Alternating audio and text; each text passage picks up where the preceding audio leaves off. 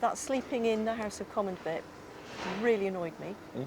I don't think he's in touch with everybody. He might say he is, but I don't think he is. I don't think he listens to anybody other than himself. And he just is an example of what's bad about the government at the moment. The polls are suggesting Labour could win with Dan Norris, but that doesn't excite you anymore? It doesn't excite me because my impression of the senior candidates that I've seen on the reports on the TV and whatever, to me they're acting unprofessional. All this infighting, talking over each other, I think is absolutely shocking. And I haven't got none of them are jumping out at me, apart from the dishonesty about the budgets. Their behaviours, I just think, is shambles. Yeah. And so you say conservative. Would you describe yourself as a conservative man? Then? Yes. But you can't. Always. But you can't support the party. No. Is there anything in particular of why not anymore? Just frustration? I just think they've lost the country's support, as a whole. Boris Johnson and all his lies and all that, and then you come to Rishi Sunak, and nothing's just adding up really anymore. It's just time for a change. Could Labour really take his seat from him? Do you think that might be a possibility? I don't think that's possible. I think we're quite a solid bunch here, so I'll be certainly voting Conservative. So, but having said that, quite unhappy with a lot of things that have been going on. But I'll still put my Conservative vote there. Yeah. And in terms of when you are casting that vote next week, what's kind of making that decision for you?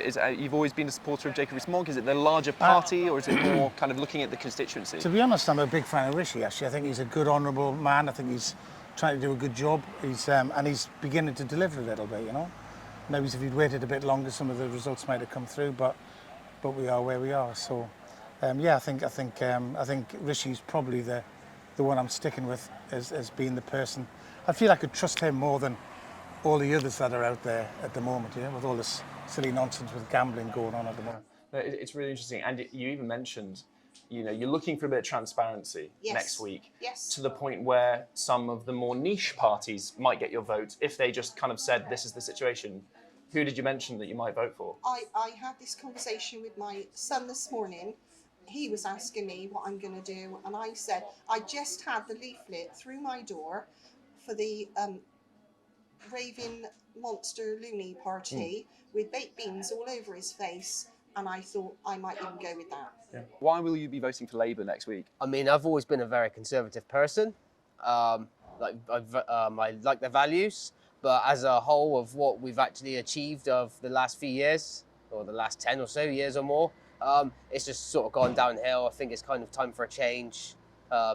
Time for a re-evaluation of the country, really. You're not a fan? No. Do you think, we put a lot of esteem into the polls? We think we're looking at the polls every week, MRP polls. It's looking like, the Americanism supermajority has been used almost for this landslide that could happen. Yeah.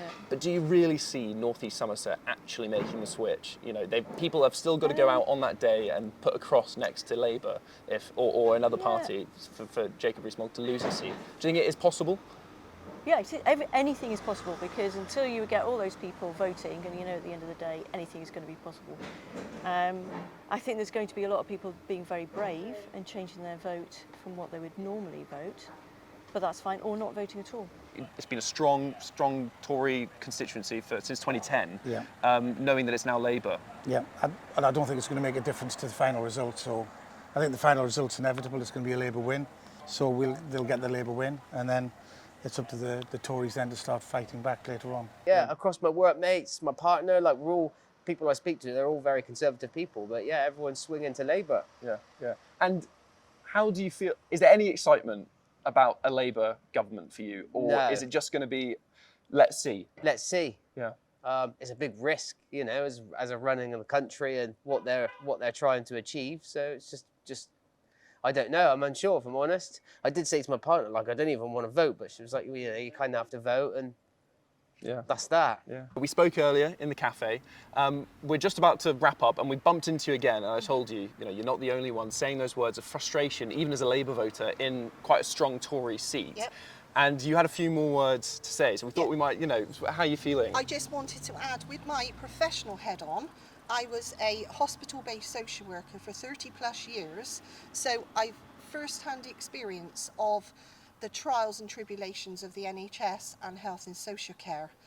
If the candidates, all of them, still stand up and say they're not going to increase taxes, they're not going to increase national insurance, all these services are going nowhere but downwards.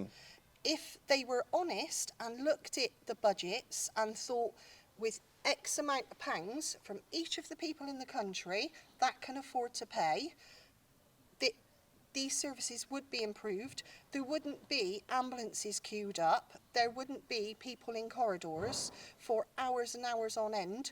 There wouldn't be our loved ones not being able to get a bed for over 24, 48 hours, sometimes even longer. GP appointments, all those things are in a mess.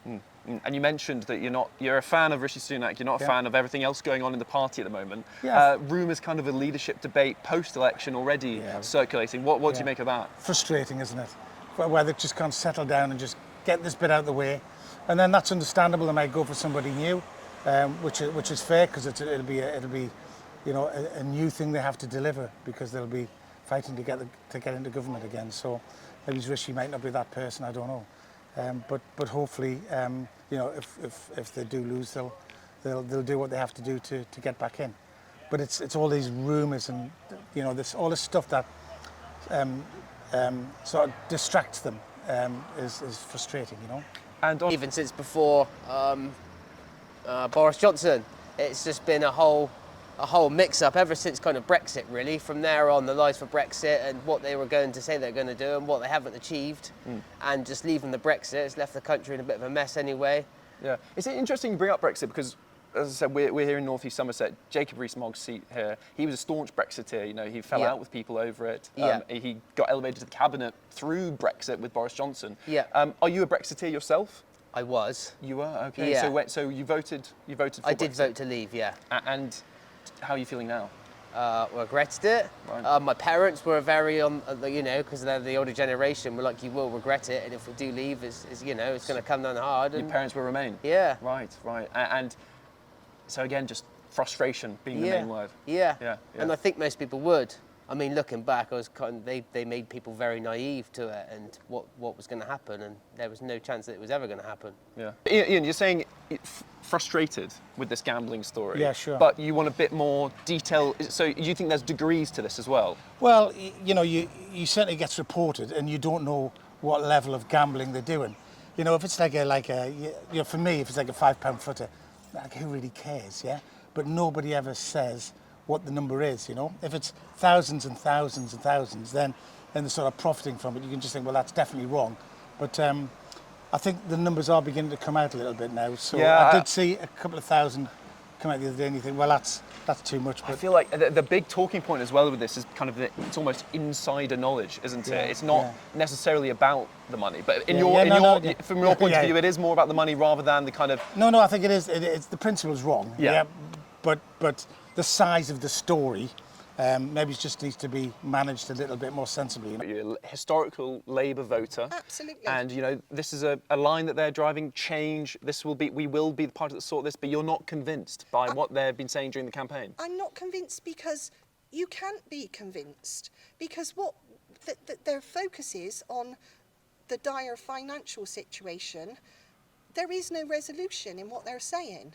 They're saying they're not going to increase the taxes. They're not going to ask us for more money. So how are you going to do it? Seat, do you think that could be possible around here? Probably, yeah. Yeah. Possibly. Because of people like you, conservative but can't face voting. Yeah. Yeah. I mean, I've always been conservative ever since I could vote. Since I was 18, I'm 32 now, so that's a long time. Yeah, it is. Yeah.